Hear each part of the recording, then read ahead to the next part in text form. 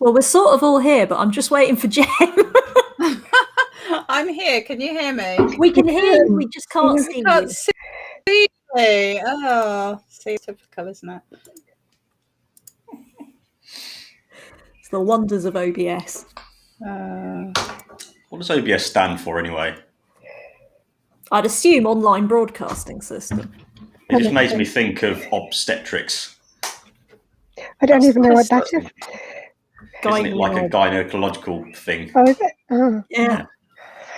Babies. Oh, hello. Still got. Can you see Yeah, that's good. Right.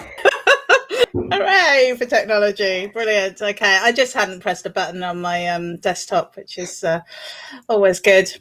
Well, welcome to Gaming the System. And I'm here, Jem, and I'm going to be hosting today, so it's good that my camera is now working. And we have the team today. We've got Alex, Matt, and Caroline. So today we are talking about tabletop gaming and board gaming. We wanted to take a step away from our computer screens, so we thought we would talk to you live on a computer screen. So I felt like when I was thinking about this, it was all like, we're going to step away from our screens, and no, we're not going to quite step away from our screens, but so we are going to be talking about the things that aren't computer games, because we've talked a lot about how we think that gaming is a broader church. So we will be doing that. But before we start that, I wanted to ask the team if they would like to pick one highlight of their week that combines your love of gaming with your love of feminism. And I'm going to start with Matt. Okay, so just before we started broadcasting, I was talking about a new game I've bought called Returnal, which is one of the new flagship PlayStation 5 games, one of their brand new PlayStation 5 exclusives, built entirely for the new generation of consoles. And it's got the lady who plays Brienne of Tarth as the main character, the only character, Gwendolyn Christie, and she is incredible in it. Her voice sells it completely and is utterly incredible. But the game is good for a few hours, but then you realise this is rubbish. This is really shit and rubbish, and there are many other games that do everything this game does, but does it better. The only thing it has is the haptic feedback, which I can't wait for everyone else to experience, of a game that's actually made it actually built into it. It's going to be utterly unreal. You can feel the rain, you can feel movement and everything. And when you get hit, it really feels like you're plugged into the Matrix through your hands. Bringing this into feminism,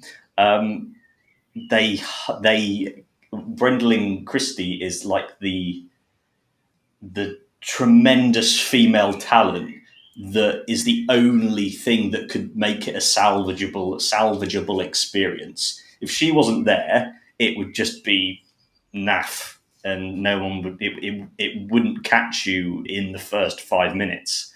But all of it is hanging on this one extraordinary woman. So that's my takeaway for the week. I've traded it in now and gotten something better. Brilliant. Okay. And what about you, Alex? Well, I think mine would probably be, I dived briefly back into Assassin's Creed Odyssey because I was quite excited about having booked a holiday to Greece for 2022. And so I was like, I must find where I'm going in Assassin's Creed Odyssey. And obviously the main character in that, who I stuck with the whole way through, is Cassandra, who is a really strong, I think, one of the stronger female characters within gaming. And I just really enjoyed mooching around Crete, playing her, and all her sassy, funny dialogue and all that sort of stuff. So yeah, I'd say I spent a couple of hours just relaxing, looking forward to my holiday in a couple of, well, not a couple of years. I keep thinking it's 2020 still. It's just for lasting forever. Never-ending year. Yeah, next year it'll be good.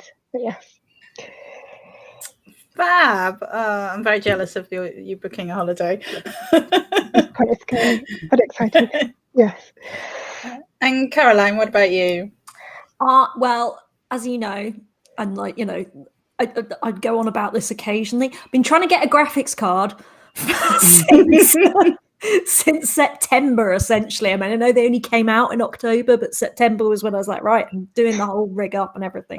Anyway, this does link to feminism, because the other day, because certain people managed to get hold of PS5s, I was feeling really, really down. I was yes, I was like, oh, it's never going to happen. But as I often mention on here, there's a subreddit called Girl Gamers, which I absolutely love, and it is such a nice community. So I went in there just basically to moan and say, I want a graphics card and it's not fair. Anyway, a lot of people on there did say, set up a Discord alert for this Discord server, that Discord server. And I had been using an Informer page, but I hadn't set up the Discord alerts on my phone. And I did that yesterday, and lo and behold, this morning I got an alert and there was a graphics card arriving tomorrow. So woohoo, feminism got me a graphics card. Awesome. Well, yeah, I feel like I need to mention the elephant in the room now then, which was that I managed to acquire 2 PS5s yesterday in a fit of enthusiasm and excitement. And we managed to get the digital version, and we didn't realize that then the disc version was coming up second. So then we tried to get the disc version and ended up getting both. So that was exciting, and they arrived today, and the delivery driver had them in a locked section of the van. He would only give them to us if he saw our order number, and we had to actually physically sign for it. And I've had some pretty high value items in the past, but they've never actually had that level of security. So yeah, that was quite fun. But one of them is winging its way to a new home tomorrow. No, thank you very much for that. I'm going to be the only person in the team without a PS5, and I'm okay with that. So I have to say, what the feminist link in there is that I purchased Resident Evil, the Village, because Resident Evil is one of my core PS games, actually, from when I was a student. And I went on to Amazon, to look for it, to search for it. I didn't buy it from Amazon in the end, actually, but I went on, and there was it was out of stock. But what they weren't out of stock of was all of the net topless pictures of the tall vampire lady. So yeah. Yes. So the joy of all of these things. So yeah, that was my feminist week. Anyway, moving on. Before we get into, have you bought the Village yet? Yes, I have. Okay. Yeah. Should I not have? Well, I found it in Tesco for £45. So yes, I got it for 45. That was just been my recommendation. I did. I got it for 45 from John Lewis, actually, randomly. So yeah, I know. I thought Matt was interrupting to address the comment in the chat. What's that? Just the important issue. Of yes. Oh, yes. It did happen to your beard. Shaved my. So it was getting overgrown. Someone told me I look like Tom Burke. Anyone know who Tom Burke is? No. The guy from the Musketeers. I think Cormorant Strike. Yes, I know. I know who plays Cormorant Strike. That guy, yeah. Said I think it was Amanda Philpott. Stella looked exactly like him. I was like, thank you. But it was getting all overgrown, so I decided to shear it all back, and then it will grow back with actual shears.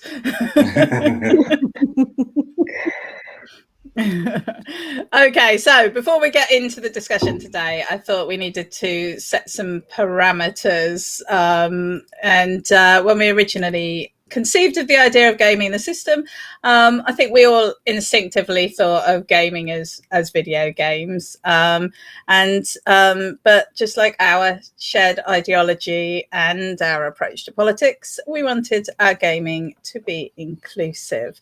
So we've talked a lot about how gaming is a wider thing than just video games, and so I wanted to bring us back a little bit to the whole gaming idea. So I had a look at what the definition was in the Oxford English Dictionary of a game, and it is an activity that you do to have fun, often one that has rules and that you can win or lose, which is very broad. And therefore we can very happily sit and say that we are gamers, whatever we're doing, I think, basically. So we wanted to include things like obviously video games, but also things like role playing, and today's topic, which is tabletop gaming.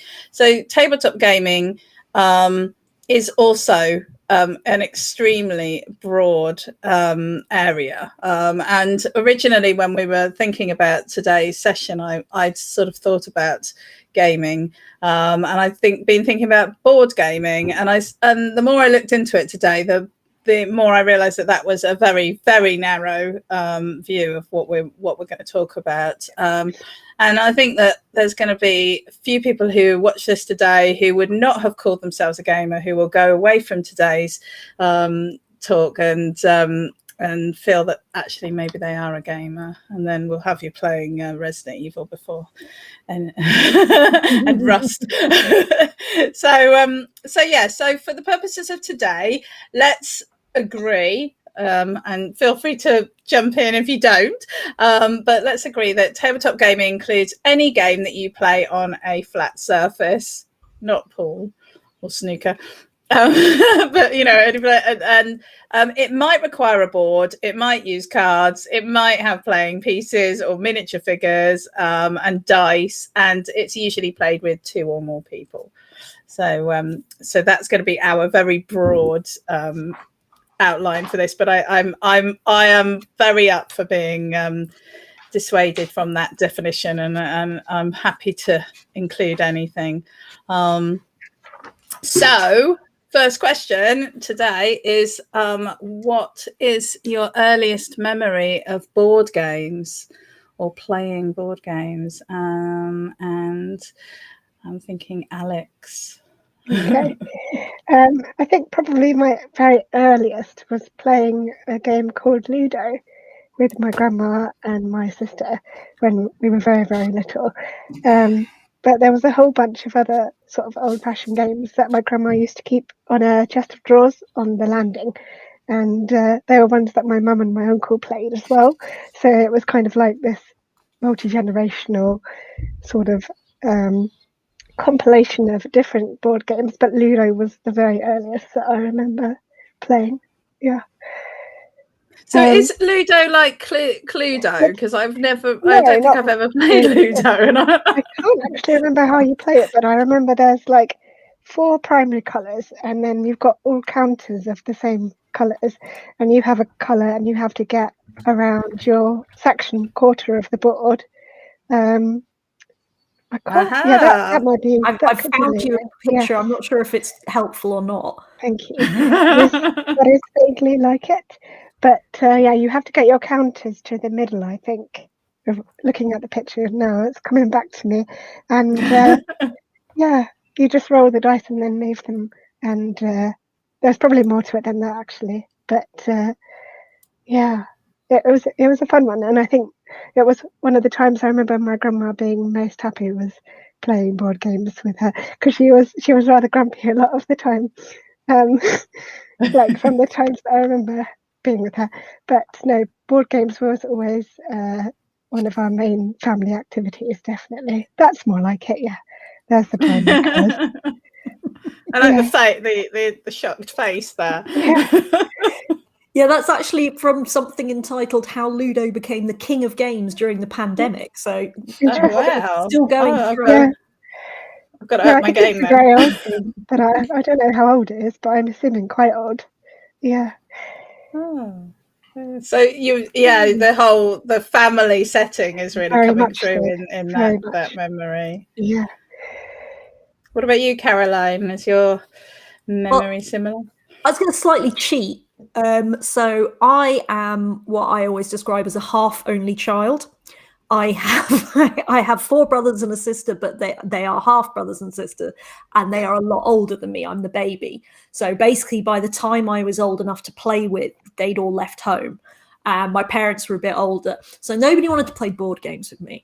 And I love playing board games. So this is slightly cheating, but actually my board game childhood memory is a computer game, because it was Monopoly, and I also had Cluedo and Scrabble, these Leisure Genius editions. I loved these boxes so much. I have no idea why, but that little guy with the golf club up in the top left-hand corner just gave me such a nostalgia kick then. But yeah, so on the Amstrad, I would sit and play Scrabble and Cluedo and Monopoly on my own. There's an Amstrad playing Monopoly. That lovely screen. But yeah, and so my memories of all as a child was playing them on my own. I think I had Jenga. I used to play Jenga against myself all the time. I realise this is sounding quite sad. I did have some friends as a child. I did grow up in a rural area, sort of as a half only child, and I loved playing board games on my own. And there's nothing wrong with that. It's fine. Matt, what about you? Probably the one that has the most nostalgic memory feeling attachment is cribbage. Mm-hmm. That for some reason that was we was going on holidays. We'd always take a cribbage set with us, and I love cards. Cards are so cool, and all the small maths of setting everything up, and the awesome little ornate boards you can get, and just going along and winning was just, I love winning. I've reflected recently. I don't engage. Yeah, that's it. I don't engage in many competitive activities these days, so I haven't really won anything for a while. It just feels bereft. Well, most of my memories are playing Monopoly with my brother. He used to cheat, and he used to hide all the money under the board. So I think I was winning, and then he would suddenly produce 500 notes from everywhere. And also, to be fair, he wouldn't just cheat like that. He would actually steal from the bank and things like that. It used to be really frustrating. So I did actually. This is, you thought you were sounding a bit sad, Caroline, but I did actually used to play Monopoly by myself, where I used to set up 2 characters and actually have it play the game and then sort of move around the board and play the game again. So that was that was how I got around that thing. But I do remember it as being a really quite a family. Board games were a family thing, and certainly at Christmas we always used to have a family board game. That used to be one of the Christmas presents that we had under the tree, and it was always we'd open this and then we'll play that. So it was a really sort of sociable thing for me, but very much a family thing, and not something that I engaged with friends for a very long time actually after that. So do you have a favorite tabletop game? Who should I go to? I'll go to Matt. So I haven't played this for a very long time, and I've forgotten how to play it. And it's one of those games where there are many different rule variants, but none of them really feel the same as the variant that you grew up playing with. And this game's a card game called Shithead. I've played Shithead, yeah. Oh, yes. And there's once me and my friends went on a trip to it was Belgium, and we just had an endless run of games of Shithead where we'd tot up our scores as we went along throughout the trip. And I just lost, and I kept on losing, but it was the most fun game, hilarious fun. It's between that and a game called Slam, which I learned years and years ago, completely forgotten everything about it apart from the feeling of playing. And no other card game has really captured that feeling of experience about it. Yeah, I played a lot of card games actually in my teenage years, and yeah, really, they're almost well, I can see how people can get addicted to card games because there's something about them, like you say, Matt. It's something to do with the numbers and there's a lot to engage with, I think. What about you, Alex? So this was a difficult question because I'd kind of gathered up all my games that I remember from childhood, and then I had to pick one out of them.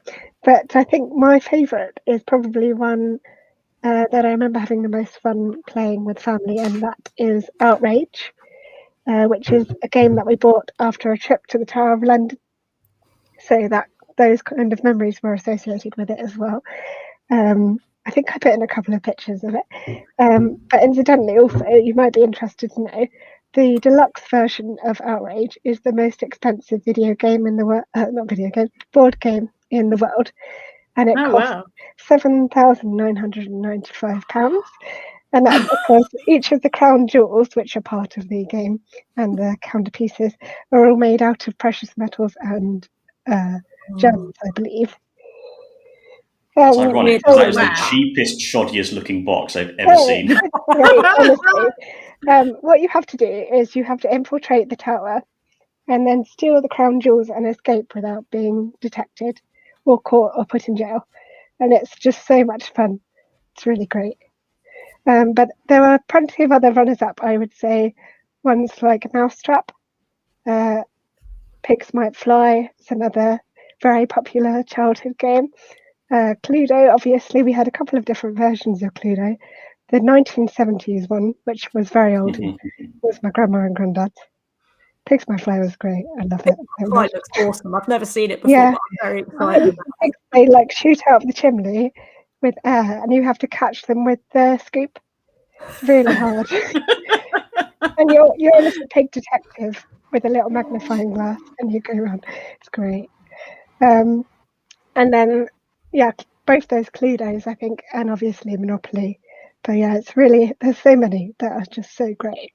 But Outrage is definitely the one that I remember the most. I think as you were all talking, I'm just going, oh yeah, I remember that game and this game and this game. I'm just going so many. It's interesting. And again, you know, like I said, I didn't play that many games through but I must have, because I couldn't have fitted all these games into such a short period of time. I know there's Ketch has just said Pig Detective is too strong of a concept to pass up. I know. They all had that's very cool. Lovely little jackets and hats like Sherlock Holmes as well. I remember. It was great. I love that. I think, well, I'm going to check in some that I've gained as I've got older, actually, and I'm gonna. I don't know if I want to say this one yet because I want to use it for later. So I'm going to go with another one, which is Ghost Stories, which we just recently acquired, and Caroline's just desperately looking for the picture of it.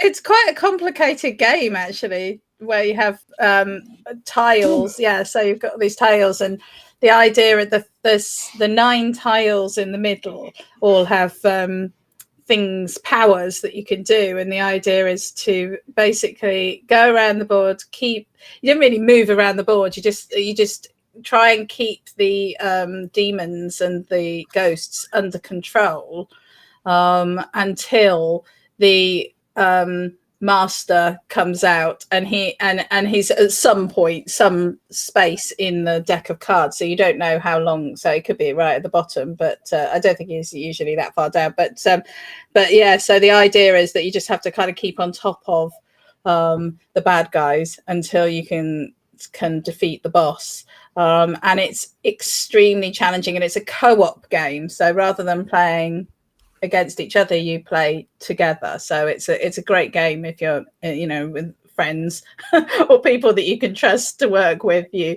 So I wouldn't have been able to play it with my brother, but yeah, I've got really into the sort of co-op games, which is a whole different genre really, because it's quite fun when you're competing against the game rather than against your friends or partners. And but it is a really complicated, really difficult game, and we mostly lose. So Matt, if you're looking for a game where you get that real hit from winning, then this is possibly the one for you, because it won't happen very often, but when it does, you feel a real sense of achievement. So Caroline, what about you? Asking me if I have a favorite board game is like, it's like asking any of us if we have a favorite computer game. I play too many. I have, since you guys have been talking, I was already like, I forgot about Pass the Pigs. Pass the Pigs is a brilliant game. The thing with the wolf, I can't remember what it's called, but it's very similar to that as well. But I did plan ahead and thought, right, I've got to choose a favorite board game, and I've managed to narrow it down to 3. So I managed to get down as far as code names, which I might talk about a bit later, so I'll leave that for now. And then I was like, right, I've got a simple one and a complex one. So simple one that I love is Ticket to Ride. And I'm not joking, I did upload too many pictures, so I can't find which picture I want to upload. But anyway, most people are familiar with Ticket to Ride. It's trains. It's you have to connect trains across from one. So you get a little card that tells you to try and connect a route. The original version is American, and you have to try and build your routes across America. And you can get European versions and all that sort of stuff now as well. But I really enjoy it. There's something weird. There we go. So yeah, you have to collect the different colors to match them up to complete a yellow route or a black route, or if they're gray, it doesn't matter which set of colors you get. And it's just a really nice, simple family game. It's also horribly competitive, and we end up having arguments after it, but it's really nice and simple, easy to learn. And yeah, I love Ticket to Ride. That looked a lot like it was on a computer screen. Yeah, you can actually get a computer version. You can get a computerized version of pretty much all tabletop games these days. Tabletop Simulator is a thing on Steam, which either there are official versions of games or there are mods that people have made as well. So you can play, which has been a godsend over the pandemic, because normally I'd play these things in persons with my friend and family, but we've been playing it over Steam instead. But I miss the little pieces. I'd rather put the little trains on the board. But on the other hand, the computer does add up the trains for you, which is a lot easier. But yeah, my real favorite game is, well, it's a series of games, which is the Rosenberg series of games here. I only own 3 of those, which is the Caverna games, Agricola, and Feast for Odin. And they all are pretty similar. So you usually end up with something that looks like this when you're playing, which looks horribly intimidating. But basically, you've got a family, you've got a farm, you've got a cavern sometimes as well. You've got to decide, do I start growing corn or do I farm sheep, or am I going to need some cattle? I've got to feed everybody, but I'm going to get points at the end for a diverse sort of farm. And I'll be honest, they're not easy to get into these games, but once you've learned, I mean, they're the sort of thing you have to just dive in and start playing. There's no point sitting there going, I need to understand every rule of this game before I play. Just get in, play, you'll figure it out as you go along. And they can be so much fun. And I get the most satisfaction out of playing with them. My friend Danielle, who has some bizarre, weird beginner's lucks with these things, where she always beats us every time, even though she's never played. It's amazing, but we were able. We all have a friend like that. It's like, she never played before. How did you figure it out? But we managed to play outside in the farm in Wales. That one, so that is al fresco Agricola being played there, which I was quite pleased with. So I've played that one actually on my phone. I think it was really good, really good game actually. Okay. But yeah, so I'm going with Caverna or Agricola as my actual favourite. All right then. So, well, I mean, I wanted to ask, is board gaming? But I think we're kind of answering that question, and maybe we'll come back to it at the end and just confirm whether or not we still feel that way. But I don't imagine that's going to change. So when of course. You just reminded me again of our comparing gaming to the label of gamer to the label of feminist. Like you ask someone, "Are you a feminist?" And you go, "No." And you go, "Well, do you think women deserve to be paid the same as men?" Yes. Do you think they should be safe from male violence? Yes. Do you think they should be represented fairly on TV and film and in media and in Parliament? Yes. You're a gamer. You're a feminist. Okay, you play Candy Crush, don't you? You play board games, don't you? You play card games. Are you a gamer? Absolutely. Yes. Yeah. That's the point. I really enjoy that parallel. Yeah. No, I think that's absolutely right, and I think we're too quick to not want to be. I think we have such negative attitudes to labels, don't we? So I think we, sometimes we're quick to sort of say, no, that's not me, but actually sometimes it is, and that's okay, and that's all right. And I think that's one of the things that I'm hoping that we come away from tonight with is that it is such a diverse area that it can be you because it can fit you. So when I was looking into today, I was looking at like how much, because I've heard rumors that board gaming and tabletop gaming has been on the increase, and I know that during the pandemic it continued to increase. So I was kind of interested in like how many people are board gaming, and how does that compare with the computer game industry? So just to give you some figures, and I mean these are such big numbers that I don't really have any idea what they mean, but the video games industry is they reckon hitting about $155 billion this year, and they reckon it's going to go up to about 200 billion in 2023.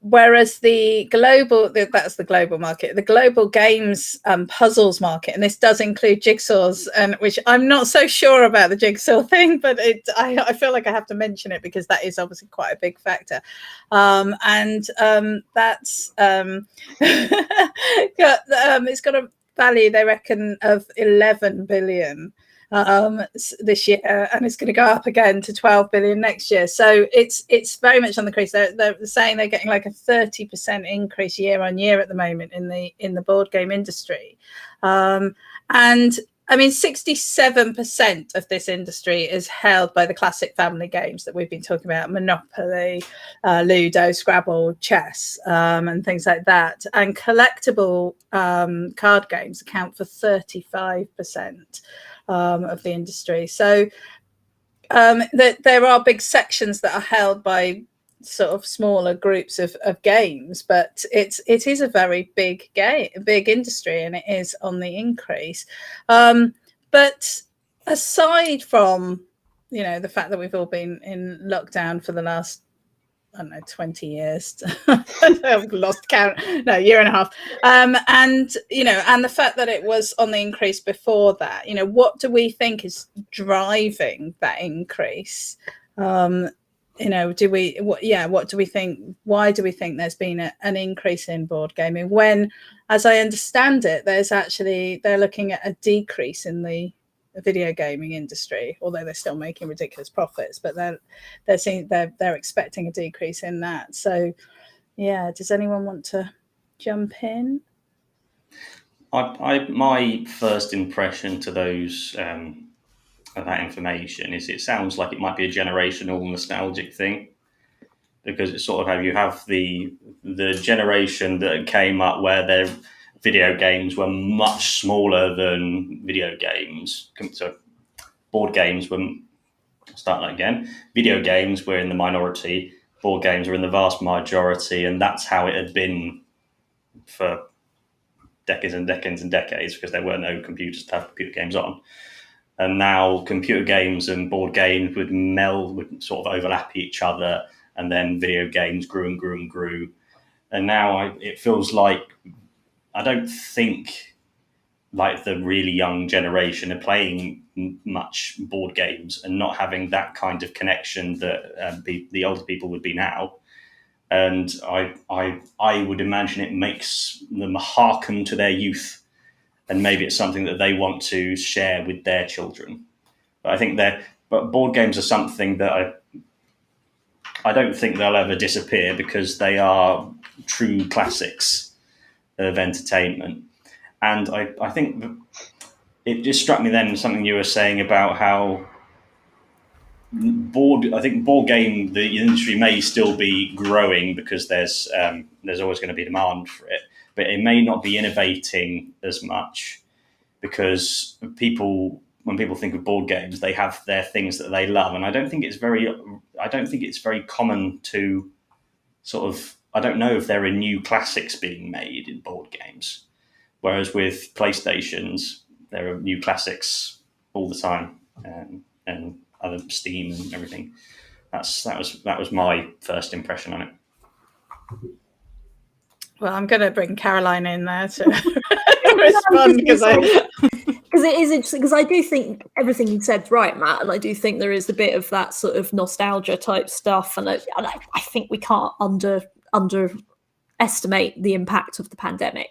It's like, people are much more right. Okay, let's get that out. But I do think that the Rosenberg games I pointed to earlier, also Elizabeth Hargrave, who has to get credit as the designer of the game Wingspan, which has been a huge hit over the last year. Is like, it's massive online. It's got a viable, proper version on Tabletop Simulator on Steam. I love it.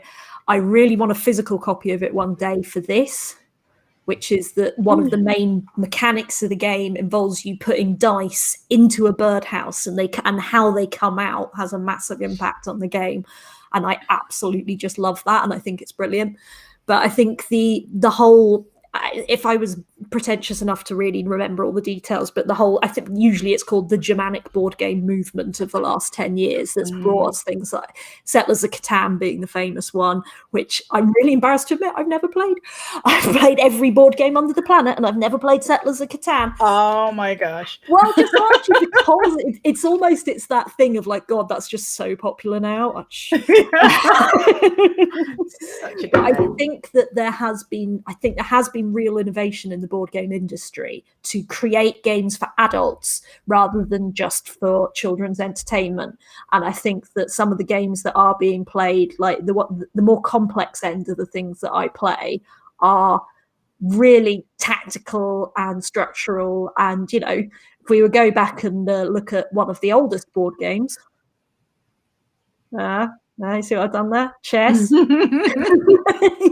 But that is, that's one of the reasons chess was so enduring, was the tactics and the strategy and stuff like that. And obviously chess is trendy at the moment as well. So I think there is that sort of challenge to the mind that people like about it. It's like video games, though. It's not just for kids anymore. No. Do you have any thoughts on that, Alex? I'm just going to chip in with a brief thought, really. I'm going to agree with the fact that it is quite nostalgic and retro, and I think I can only guess, but perhaps during lockdown people were missing human contact and intimacy, so if they had people they were living with, they could play board games with. Board games are a lot more intimate than video games, because you can see everyone's reactions, see if they're planning on cheating or not, or whatever else. And it's just more of a get-together. And like the point you made about playing board games at Christmas, it's like a special holiday treat for when time is a little bit different, when you're not doing the normal thing. So naturally, when the world isn't normal, you're going to be looking for different things to do. So maybe board games are one of those. And that would be my educated guess, I would say. Yeah. No, I think that's a really valid point. And I think that in in my house, board games have been a way to wean my daughter off her screens and get her into doing something else that's almost like a computer game. And we played all sorts of things like Go Sushi, Sushi Go, and Sleeping Queens, and all sorts of little card games that are quite quick to learn and quite fast to play, Exploding Kittens, and things like that, because they're games that can get quite complicated, but are also really quick to pick up and get going with and get started. And I think for us, it has been, as you say, Alex, an opportunity to spend quality time together. But also it's not based around a screen, which I think so much is these days. And it's very hard to most kids don't want to go out for a lovely bracing walk. So, that's always been the issue for us. Anyway, I would like to move the conversation to a little bit about sort of feminism and those issues, and how board games and tabletop gaming kind of impacts on those. So again, I did a little bit of research. I actually did do some research today, some actual proper research. So this is hot off the press. So I have a pie chart and everything. Pie chart on the screen. There you go. Yeah, that's the one. So I had a look at the top 10 games that are listed on Board Game Geeks. Now, I have to say, the sorts of games on Board Game Geeks are not the Monopolies and the Cluedos and the family games that we've been talking about. It's more along the lines of the sorts of games that Caroline's been talking about today, more involved, complex games. But the top 10 games that they have on their site at the moment, as of today, of the front cover imagery, the artwork, where there were humanoids listed, 76% of those humanoids were male, and only 9% were female. In fact, as you can see, there were more who were indeterminate gender, so you couldn't tell really, and then there were female, and of the boxes, only 2 of the 10 games actually depicted females on the front. They weren't on their own, and one of those there was a woman in a chainmail bikini. So the gender tropes that we've been talking about in previous sessions were also coming through in these games.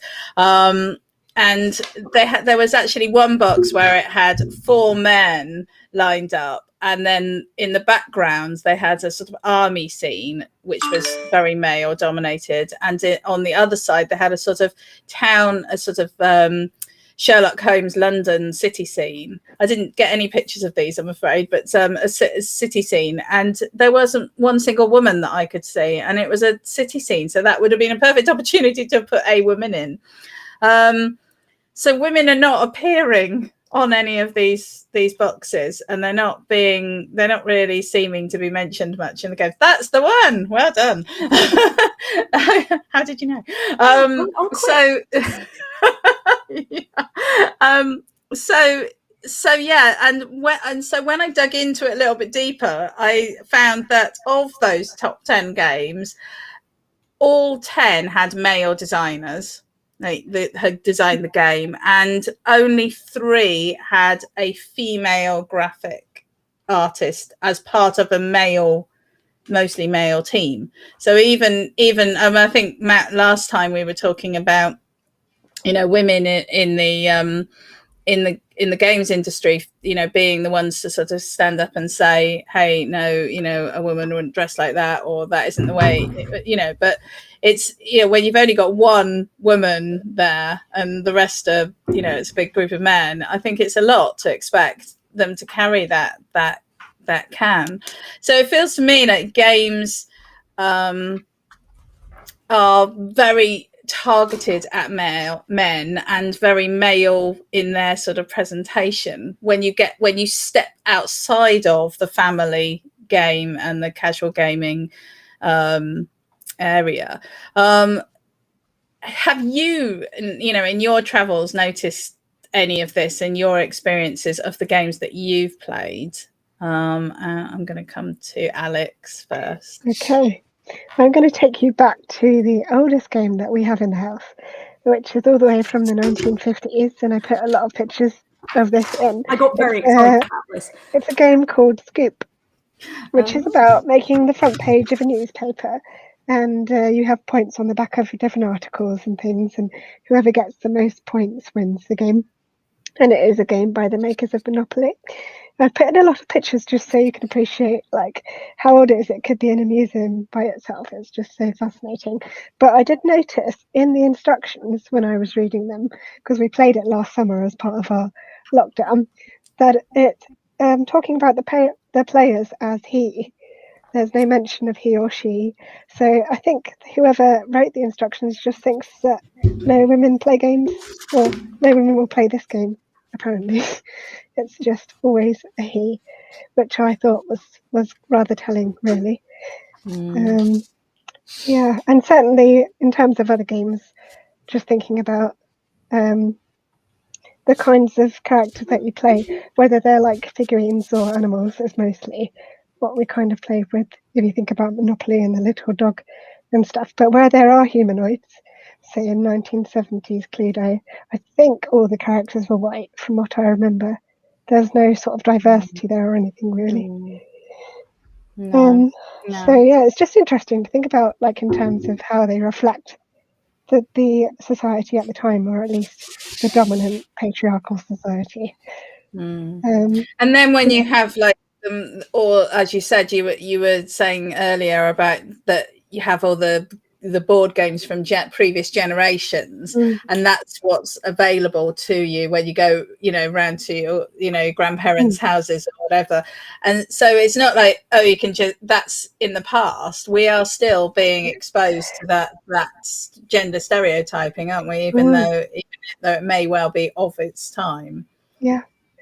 I mean, I've definitely come across a lot of instruction. I think Ghost Stories was one of them, where it just referred to he all the way through. There was never any other reference, even though the characters were very genderless. That, I would say, is my biggest moan generally, is that I can't, in an industry that claims it's like progressive and in some ways, and I'll talk about the thing, but every single bloody rules instruction I read, even in really geeky modern board games, says he, or at very best they say he/she, but there is no reason you can't just use they.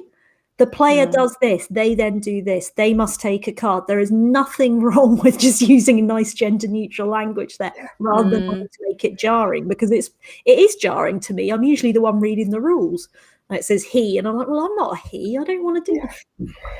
Sorry. It does. I think it does, yeah. Sorry, go on, Matt. I was going to say, seeing so much of the bullshit that the assholes who hate transgender people go on about pronouns, saying, "Oh, just say he or she." The pronouns they and them, that concept of anyone can be called they on them, is one of the coolest, like, literary things I've ever seen. Just the fact that it just blew my mind that you go, oh, who's that person over there? So, oh, they're the friend of that person over there.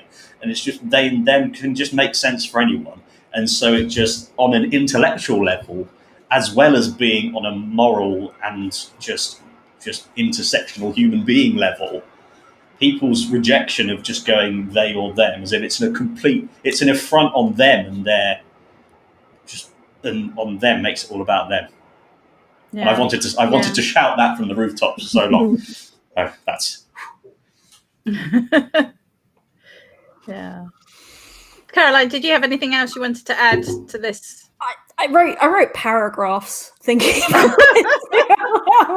I wrote, but I thought one of the things that was interesting to talk about was from the point of view of sort of pen and paper RPG type stuff, basically Dungeons and Dragons.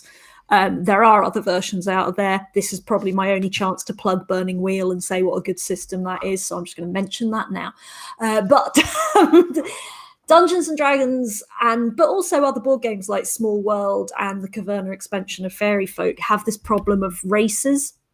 They're all based around a Tolkien-esque world where there are different races, and there are goblins, and there are elves, and there are dwarves, and there are all these there's tieflings. I feel sorry for tieflings at the moment. That's one of my issues. But my tiefling character got killed in a campaign in the first session, so I'm kind of bitter about that at the moment. But that's not the point. The Wizards of the Coast, who produce most of the Dungeons and Dragons official stuff these days, they've talked about how they've tried to sort of de-stereotype and decolonize the races within Dungeons and Dragons these days. But it's still there, and it's still there with a lot of these things. It's like you look at Harry Potter and you've got the goblins, who are hugely problematic in terms of seeming like an anti-Semitic trope. And you've got, you get these jungle tribe races and stuff, which have horrible colonial overtones to them as well. And I think that is one of the problems that the nice thing about the modern board game movement is making these completely new games, which are so different to old ones and don't have those old hangouts, should be allowing people to break out of those tropes. And in fairness, most of the D&D subreddits, most of the D&D communities, I'd say they're actually more tolerant of racial issues and sexuality and gender exploration. But then it comes to women, and there's still this problematic bit of so often you'll have a DM whose story relies in some way on like rape as a casual plot point, or abduction of a woman because she's a woman, and that sort of thing. Or like when you get the really creepy, problematic player around the table who decides to start flirting with other characters, which makes people uncomfortable. But maybe I'm just getting old and fuddy-duddy, but I'm sorry, I cannot deal with any romancing in RPGs like in real life around the table. I mean, to be fair, I mostly play with my brother, so that's possibly bad. I played with another group of people, actually none of whom who will watch this, and we decided to let a new player into our RPG, and she spent a lot of time flirting with the DM, and the rest of us were just sort of like, this is weird, this isn't making us casual. Like, she was doing it in character, but we weren't comfortable with it. And I think there are a lot of people who think that RPGs have got progressive, and it's like, oh, we've solved all our problems with racism and sexism, and it's like, not quite. I think you still got a bit of work to do, would be my view. Yeah, no, I agree. I think that's the sort of thing you have to lay down rules about quite early on. But I think it was Frosthaven. I think my husband was reading about just earlier this week that the designer on that said they'd spent quite a lot of time working on the race issue and the diversity and all of that, because of the whole sort of like having, because that's very RPG based, and they're trying to move away from all of that, and I think it does require a little bit of a rethink, but I think there's a lot to be gained from that. And Matt, did you have anything else you wanted to add to that, or? Yes. So the first thing you reminded me of, I think we talked about it last in the last episode about gender tropes and representation, where I said it there. I've been saying about it in the meantime, that lazy writing, and Jem, what you said about writers and creators should understand that they have a duty of care to people who consume their media, because whatever they put out, people are going to respond to. And so you need to understand that that's what's going to happen. And particularly the big companies, they need to understand that their lazy writing deals in tropes that have grown over decades and centuries that continue to do harm. So that's where the industry needs some self-awareness. This has reminded me of so we were talking just about the fun side of games, and now we're into the depressing patriarchal side. So I thought I'd put on my pissed off hat for a little bit. So one of the games that I've always loved and has an incredibly special place in my heart is Yu-Gi-Oh card game, because I used to watch the TV show, and I can still watch that, and it's just absolute magic to watch. And Caroline, I put a photo of a girl. So there's a character called Dark Magician. Now I should have put his photo up as well. There's this very cool purple long magician's hat, and he's Yugi's best character. And this is Dark Magician Girl. Like the female counterpart. Does the Dark Magician get to wear trousers? Yes, they get a very cool robe. So yeah, that's the sort of thing. Like you just go. Yeah. On a good side, there is Warhammer, which I have yet to play a game of, but I'm still loving the lore and everything. And that's the other photo I gave you to put up, Caroline. That is what a Warhammer woman looks like. That is awesome. The only problem is there's like one woman unit in the entire galaxy. But that's a way it can be done. It's a part of those things that the will. It's easy to do if the will is there. And the problem with all of these things is it's you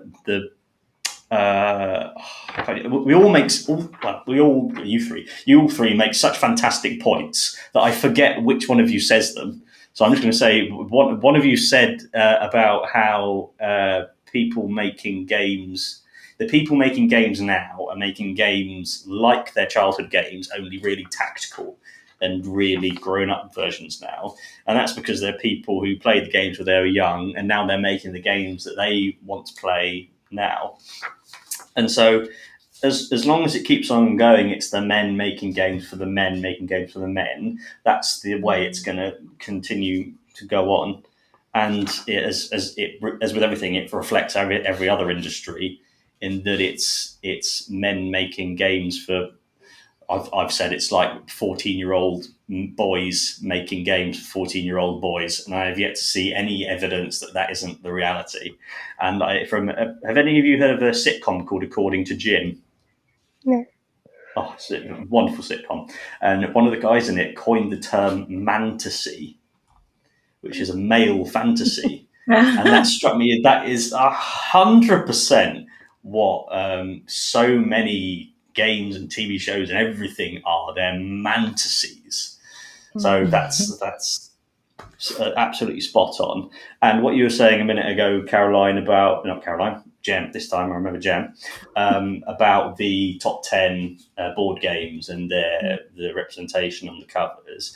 I find myself reflecting, thinking, oh my God, what am I going to say if I say to someone I'm a feminist and they say, oh, I thought women were equal? Because it's such a massive, there are too many things you could say, but you just feel you want to distill it down, because you can't talk someone into feminism. They have to have the inkling and then find their own way.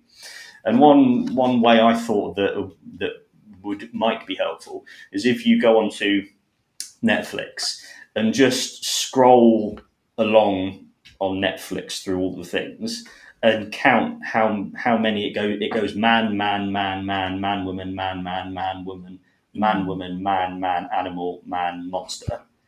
And you'll see, oh yeah, it's just man, man, man, man, man, man, man. And I guarantee, so that's just on the surface level. And you think, oh, maybe the movie has something, maybe it's really interesting and in-depth. Maybe this is just one of the characters. And I guarantee it goes, oh, male director, male writer, male producer. And that's the problem. The representation is just the surface of it. And it so often reflects the depth of it, which is why, yes, it does matter what the representation looks like. And it does matter what's going on in the boardrooms and the people who are designing these games. So we need more women, more diversity, more of that. Then we can have the best stuff. I know we're running out of time, but I did want to just give an honourable mention to Arkham Horror, because of the fact that, so that's one of those games that's got hundreds of cards to collect, and like I have a shockingly large collection. And there's a really good equal balance between male and female characters, to the point where I will often happily play as a male character because there's no sort of issues with that, and my partner will play as female characters because they're just all well-rounded human beings. But also each card shows you who did the artwork on them. See that? You can see like it says in tiny letters, illustrated by. and it's about 50-50 male and women, and I really enjoy. Well, I'm assuming for names, but it's really nice. I like looking at that. Who did the illustration stuff? Yeah, all the reasons. I think that's really important, actually. And I mean, we're not going to get to. I got so much more that I wanted to get through this session, and you can tell that it's obviously my first time hosting because we haven't got time for any of it, and I haven't even got time to ask my wild card question. But I'm going to make us do it as one of our little extras, our bonus content. But I think that is really important. I think, you know, that I mean, one of the questions was going to be about how do you think board games can impact on the whole of equality and society and where we're at? And I think Matt's kind of really expressed why they can and why it is really important that we have diversity and we have representation in you know, in all aspects of gaming. And yeah, so I just want to ask everyone if they feel that, you know, if they would now agree that, you know, tabletop gaming and board gaming is gaming. That's great for the podcast. We all did a thumbs up. We all give thumbs up. Just silence as goes. Yeah, no, don't agree. No. I'm not going to be invited back. I'm going to ask Matt, who's above me on my screen, and in the patriarchal hierarchy, to do the like and share.